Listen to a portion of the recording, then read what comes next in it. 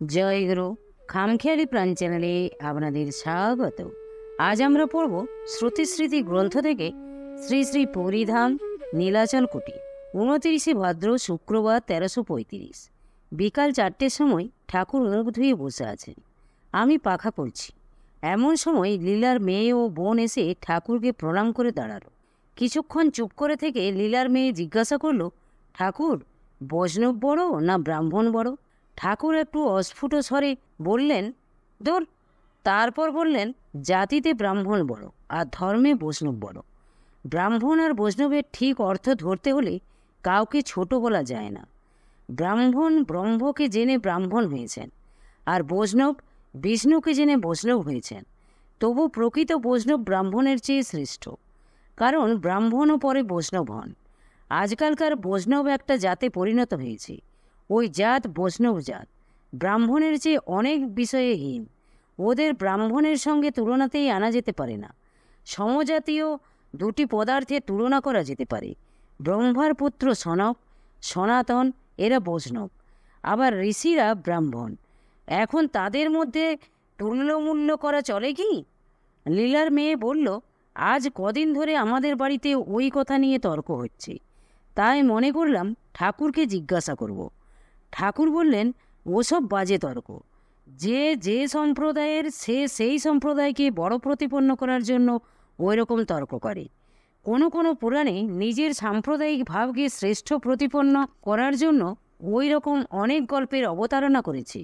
যে শাক্তরা বৈষ্ণবদের নিন্দে করার জন্য নানা গল্পের অবতারণা করে, তাদের শিবশক্তি যে পরম বৈষ্ণবী। শাক্ত শিব শক্তিকে আয়ত্ত করে তবে বৈষ্ণব হলেন। এই যে বৈষ্ণব শিব, একে ব্রাহ্মণের চেয়ে বড় বলা যেতে পারে, কিন্তু জাতি হিসাবে বৈষ্ণব অনেক নিচে আর ব্রাহ্মণ অনেক উঁচুতে। এসব তত্ত্ব আমার নিজের লোকেরাই বোঝে না, অন্যের কথা কি বলবো। এই ফণি যে রামকে রামানন্দ স্বামী লিখেছে, তা তার এ ভুল তাকে বোঝানো যায় না। আমার সামনে সে কিছু বলতে পারে না, কিন্তু অন্যের কাছে বলে, হ্যাঁ, আমি তো ঠিকই বলেছি, উনি প্রকৃতপক্ষে স্বামী বা সন্ন্যাসী। অমনি কেউ কেউ বলে, গৃহস্থ আশ্রম সন্ন্যাস আশ্রমের চেয়ে শ্রেষ্ঠ। অন্যে পরে কা কথা। সুরেণী উদ্দেশ্য প্রচার লিখতে গিয়ে এ কথা প্রমাণ করতে বসেছিল। কি ভাগ্যি, উদ্দেশ্য প্রচারের খসড়াটি আমাকে দেখবার জন্য পাঠিয়েছিল, তাই আমি সেটি সংশোধন করে এরকম করে দিলাম। যেমন জল জলচর জীবমাত্রেরই আশ্রয়, সেইরূপ গৃহস্থাশ্রম অন্য 3 আশ্রমের আশ্রয়।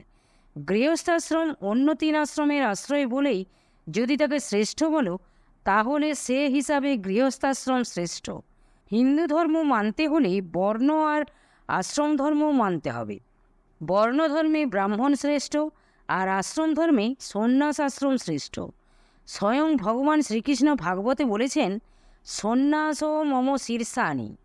তিনি চতুরাশ্রমকে দেহের 4টি বিশেষ অঙ্গের সঙ্গে তুলনা করে শেষে অঙ্গের যেটা উত্তমাঙ্গ শীর্ষ, তার সঙ্গে সন্ন্যাসের তুলনা করেছেন। যারা গীতা পাঠ করেন তারাও বলবেন যে গীতা ও সন্ন্যাসকে শ্রেষ্ঠ স্থান দিয়ে গেছেন। ঋষিদের বংশধরেরাই ব্রাহ্মণ জাতিরূপে বর্তমান রয়েছে। তারা কত সুন্দর আর সুষ্ঠু চিন্তা করে। কত সাধনার ফলস্বরূপ যে এই বর্ণ ও আশ্রম ধর্মের প্রবর্তন করেন, তার ব্যাখ্যা করা বা তাদের গুণ গরিমার পরিচয় দেওয়া অসম্ভব। এই যে বর্ণ ও আশ্রম ধর্মের প্রবর্তন করে গেলেন, এর মধ্যে যে গভীরতম বিজ্ঞান রয়েছে তা প্রকাশ করে বলা যায় না। শুধু বর্ণ ও আশ্রম ধর্ম ঠিক ঠিক মেনে চললেই আর একনিষ্ঠ হয়ে সেই জ্ঞান গরিষ্ঠ মনি ঋষিদের নির্দেশিত পথে চলতে পারলেই যে মানুষ জন্মের পরম লভ্য মনুষ্যত্ব লাভ করে শেষে মানব জীবনের চরম পরিণতি ও পরিপুষ্টি লাভ করে ধন্য হতে পারে, সে বিষয়ে কিছুমাত্র সন্দেহই নেই। যে যার আশ্রমোচিত ধর্ম ও কর্ম করে গেলেই সে যে অন্তে পরম ভক্ত বা ভগবৎ সাদৃশ হতে পারবে বা মুক্তি লাভ করতে পারবে, তার আর সন্দেহই নেই।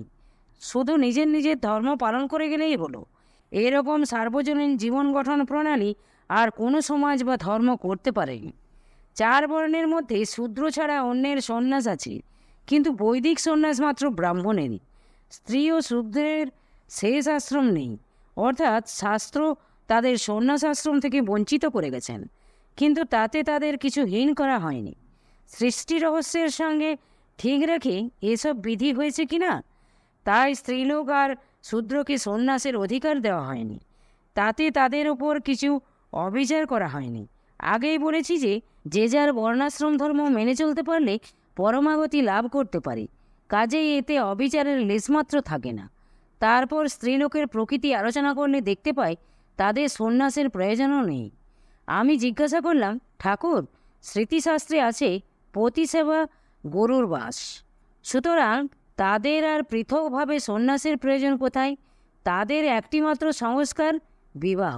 এই সংস্কারকেই আমি তাদের সন্ন্যাস বলে মনে করি, কারণ তারা তাদের নিজের বলতে যা কিছু, অর্থাৎ জন্ম সংস্কারজাত যত রকমের মায়িক সম্বন্ধ, আত্মীয় স্বজন, বাপ মা, ভাই বোন প্রভৃতি সকলকে ত্যাগ করে কোনো এক অজানা দেশের অজানা পরিবারের সঙ্গে নতুন করে সম্বন্ধ করার জন্য আপনার মন, প্রাণ, চরিত্র, চিত্তবৃত্তি অন্য দেশের আবহাওয়ার অনুকূলে সম্পূর্ণ পরিবর্তন করে ফেলে, সেটাই কি সন্ন্যাসের সাধনা নয়?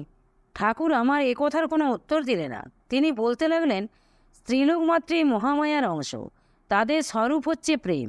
তারা প্রেমময়ী মূর্তি, স্নেহ মায়া মমতার ঘনীভূত মূর্তি। তাদের জীবনের ঠিক পরিণতি করতে হলে তাদের সারা প্রকৃতিটির ওলটপালট করে দিয়ে তাদের কিছু আত্মোন্নতি হবে না।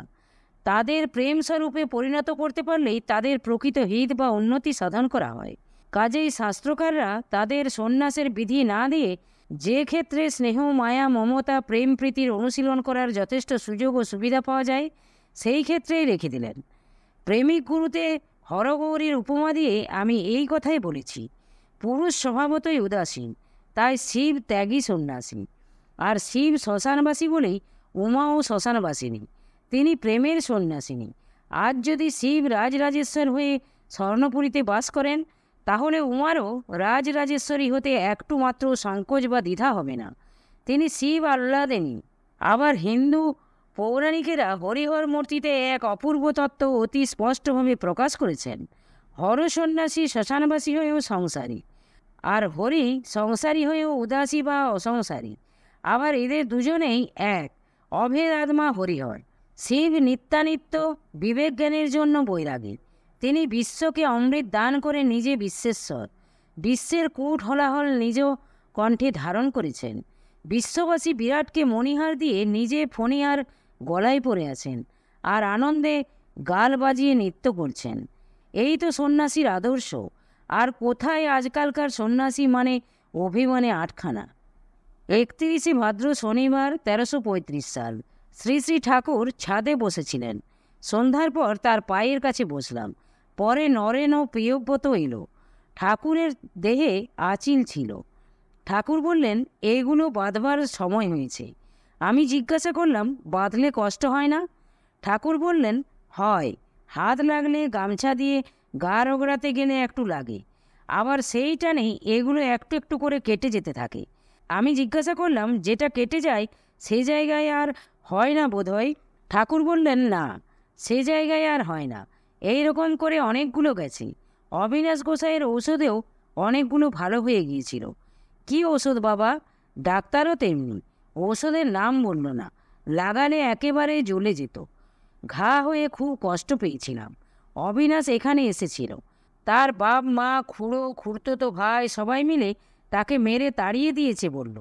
সে বাড়ি এসে বাপ মায়ের ওপর খুব অত্যাচার ও অন্যায় ব্যবহার করতে থাকে। মাকে অতি অকথ্য ভাষায় গালিগালাজ করত, এমনকি মারও দিত। তাই ওরা সবাই মিলে ওকে তাড়িয়ে দিয়েছে। এখনও তার তেমনই ভেতর থেকে আদেশ হয়। সে বলছিল, এই ডান পাশে শুলাম, অমনি আদেশ হলো ও পাশে শো। আবার বিচার করে মনে মনে বলে, এই মাত্র তো এ পাশে শুলাম, এখনই কেন ও পাশে শোবো?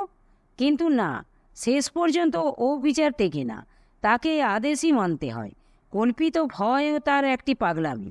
মঠে থাকতে অমনি কতকগুলো কাল্পনিক ভয়ের সৃষ্টি করে নিজে বেজায় ভয় পেত ও ব্যস্ত হতো।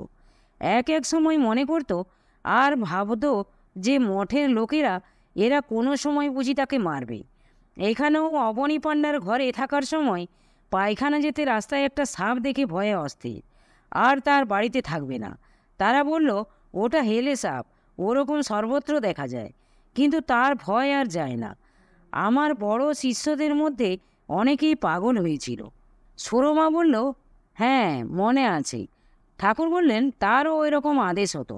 প্রথম প্রথম আমায় দেখে তার পাগলামি ছেড়ে যেত। একদিন পাগলামি চাপাতে মালসাট মেরে কাপড় পরে বাগানের ফুল গাছগুলো ওবড়াতে আরম্ভ করেছে। যেই আমি গেছি আর অমনি লজ্জায় মাথা হেট করে রইল, আর মালসাট মারা কাপড় খুলে দিয়ে ভদ্রলোকের মতো হেট মাথায় দাঁড়িয়ে রইল। শেষে এমন দাঁড়ালো যে বদ্ধ পাগল হয়ে গেল। গাঁজা খাওয়ায় তার কাল হলো। গাঁজা না খেলে ভাব হতো না। তার সঙ্গী যে কটা ছিল সবাই পাগল হয়েছিল। অত বড় স্টেটের কর্মচারী, আবার বংশমর্যাদাও কম নয়। আর্থিক অবস্থাও খুব ভালো ছিল। দেশে লাখের আর জমি সম্পত্তি এসবও যথেষ্ট ছিল, আর সামাজিক সম্মানও যথেষ্ট ছিল। এমন একটা লোক কেমন হয়ে গেল? শুধু জ্বরের মতো চুপ করে বসে থাকতো। তার স্ত্রীকে কিন্তু বাহবা দিতে হয়। আচ্ছা মেয়ে বটে, সেই রোগা সিটকে এতটুকু মেয়ে, পাড়া গেয়ে মেয়ে, তেমন শিক্ষা দীক্ষাও ছিল না বটে, কিন্তু তার কি প্রতিভক্তি! তার ধৈর্য, সেবা ও শ্রদ্ধাভক্তির গুণে সে তার অমন পাগল স্বামীকে আবার সহজ মানুষের মতো ফিরে পেল। শিক্ষিত আর অশিক্ষিত কাকে বলবো তা বুঝতে পারি না। শিক্ষার চরম ফল এই রকম সতীসাধ্যিতে মূর্ত দেখা যায়। শুধু কতকগুলো বই পড়লে বা উপাধি পেলে, বেশ সুন্দর বচন রচনা করতে পারলেই যে শিক্ষিত হয়েছে বলতে হবে, তা আমার মনে হয় না। জয় গুরু, জয় গুরু। আজ এই পর্যন্তই। যদি আপনাদের ভালো লেগে থাকে তাহলে চ্যানেলটিকে সাবস্ক্রাইব করে সাথে থাকবেন।